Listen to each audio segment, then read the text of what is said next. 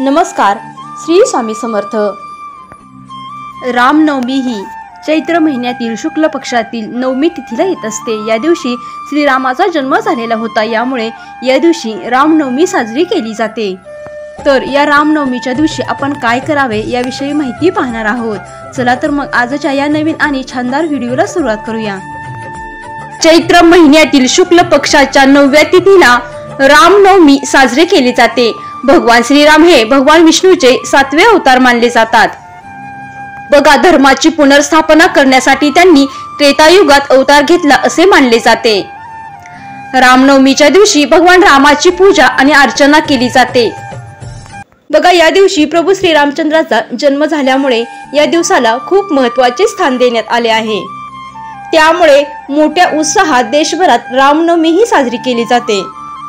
खूप आनंदाने आणि प्रसन्न मनाने हा दिवस साजरा केला जातो. बघा, या दिवशी राम भक्त हे रामायण वाचन, स्तोत्र वाचन, राम जप करत असतात.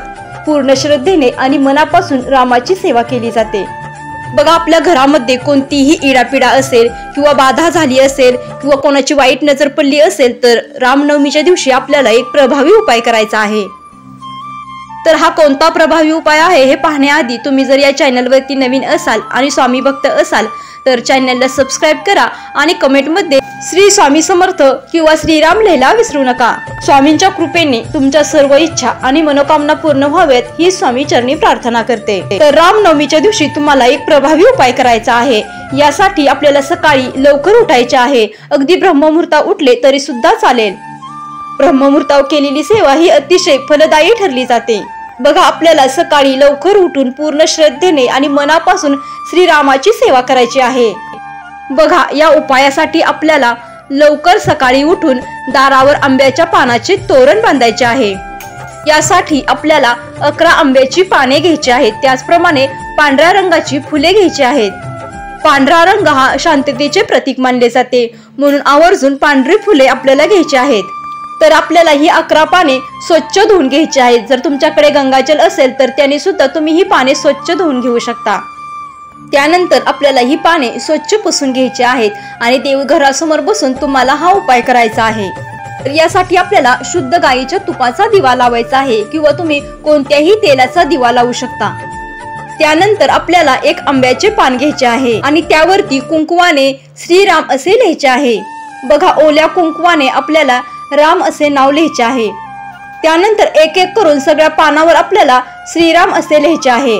बघा, त्यानंतर आपल्याला हे तोरण बनवायचे आहे आणि हे तोरण बनवण्यासाठी आपण प्रथम आंब्याचे पान घालायचे आहे. नंतर आपण जे सफेद फूल घेतले आहे ते फूल यामध्ये ओवायचे आहे आणि त्यावरती सुद्धा तुम्हाला हळदी कुंकू व्हायचे आहे.